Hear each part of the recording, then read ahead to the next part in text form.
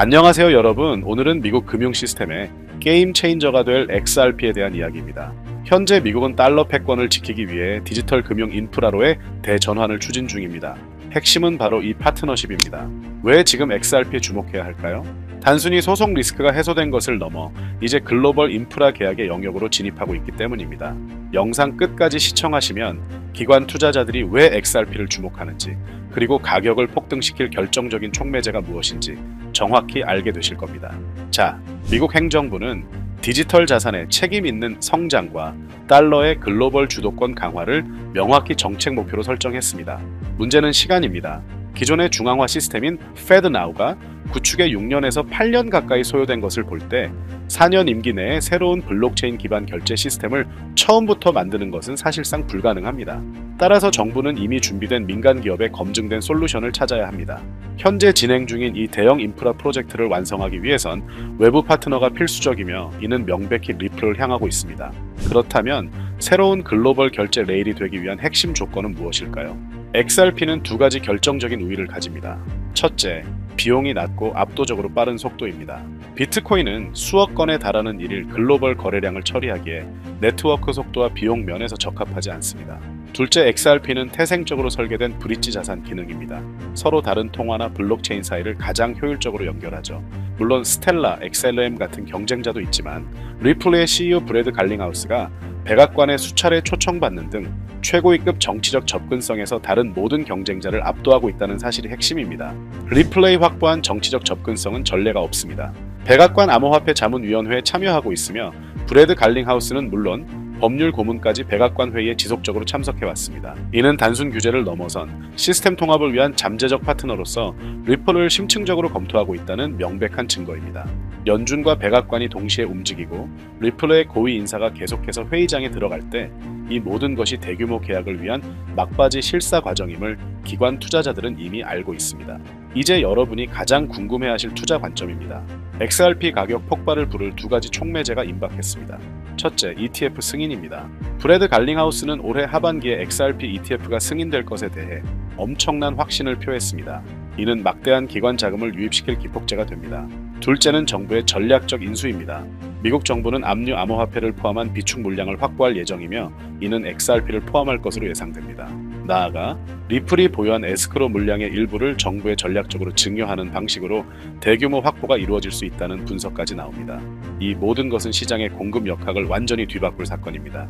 전 세계 금융의 흐름을 바꾸는 거대한 음모, 그 중심에 리플이 있다는 사실을 알고 계셨나요? 여러분이 아는 리플은 진짜 리플이 아닙니다. 언론과 유튜버들이 앵무새처럼 떠드는 리플은 브릿지 통화다라는 말, 그건 빙산의 일각에 불과해요. 오늘 저는 그 수면 아래 감춰진 거대한 진실, 전 세계 단 1%의 금융 엘리트들이 왜 다른 모든 코인을 무시하고 리플을 선택할 수밖에 없었는지, 그들의 설계도를 여러분께 최초로 공개하려고 합니다. 이 영상을 끝까지 보신다면 여러분은 더 이상 시장의 소음에 흔들리지 않는 확신을 갖게 될 겁니다. 요즘 이런 질문들이 유행처럼 번지고 있죠. 리플보다 빠른 코인도 많은데 아발란체나 솔라나 같은 걸 쓰면 안 되나? 이건 마치 왕이 있는데 왜 굳이 기사를 써야 하냐는 질문과 같아요. 본질을 전혀 이해하지 못하는 순진한 질문이죠. 여러분, 이건 기술 경쟁이 아닙니다.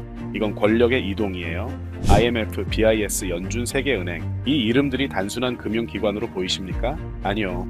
이들은 새로운 디지털 금융 제국의 설계자들입니다. 그리고 그들은 이미 자신들의 제국을 관통할 단 하나의 혈관으로 리플을 지목했습니다. 다른 코인들은 그저 대중의 시선을 돌리기 위한 화려한 장난감에 불과했다는 겁니다. 브릿지 통화, 참 듣기 좋은 말이죠. 하지만 그 진짜 의미는 통제 가능한 유일한 관문이라는 뜻입니다. 자, 한번 상상해 보세요. 앞으로 세상에는 수십, 수백 개의 국가별 디지털 화폐, CBDC가 발행될 겁니다. 디지털 달러, 디지털 위안, 디지털 유로, 이건 통제 불가능한 디지털 바벨탑의 재앙을 예고하는 거예요.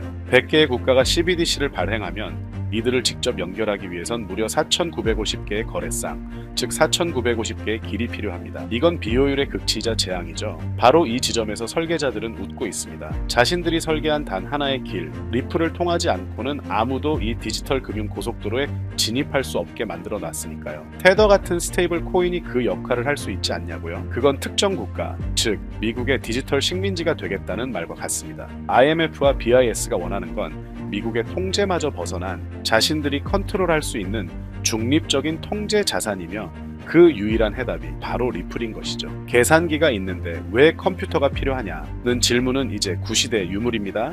지구에서 살면 되는데 왜 우주를 개척하냐고 묻는 것과 같죠.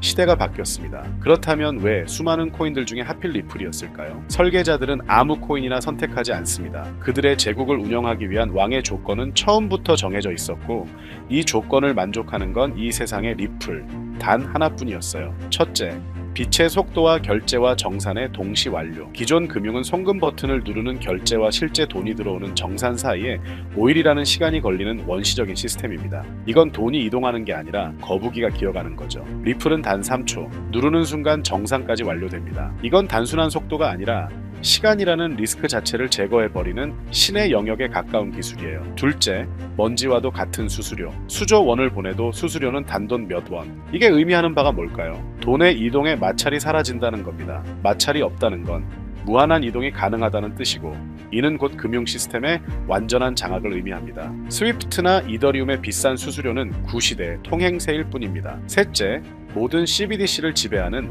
마스터키. 각기 다른 언어와 규칙으로 만들어질 전 세계 CBDC들. 이들을 직접 연결하는 건 불가능합니다. 하지만 리플은 이 모든 디지털 금고를 열 수 있는 단 하나의 마스터키 역할을 하도록 처음부터 설계되었어요. 리플은 단순한 코인이 아니라 새로운 금융 언어의 통역사이자 지배자입니다. 넷째, 통제와 투명성이라는 두 개의 얼굴. 이게 핵심입니다. 리플은 탈중앙화라는 가면을 쓰고 있지만 실제로는 기관이 제어할 수 있는 허가형 노드를 통해 완벽한 통제가 가능합니다. 불법 자금, 테러 자금 추적은 물론 설계자들이 원할 때 언제든 개입할 수 있는 백도어가 존재하죠. 즉, 규제와 프라이버시라는 두 마리 토끼를 모두 잡은 엘리트들을 위한 완벽한 하이브리드 자산이라는 겁니다. 만약 다른 코인을 브릿지로 쓰기로 합의하면 어떡하죠? 라는 질문은 하늘을 나는 비행기 엔진을 공중에서 교체하자는 말처럼 어리석은 소리입니다.